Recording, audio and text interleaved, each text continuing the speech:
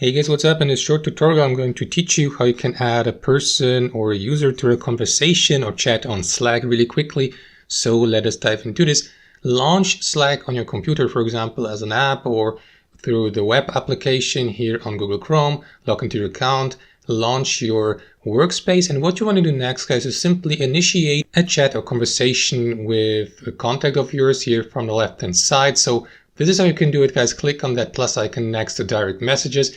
And here at the top, at the address bar where it says to, simply add the first person you would like to chat with. And if you'd like to add another person or another contact to that already ongoing conversation, simply enter the given person's name or email address here to add it to the conversation as well. And you can add as many contacts to these conversations in that way, build up a group chat or group conversation really quickly, and simply start typing your messages here at the bottom into the text box so that all participants of that group chat will be displayed or will get displayed your messages. And that's basically it. Thanks for watching and have a wonderful day.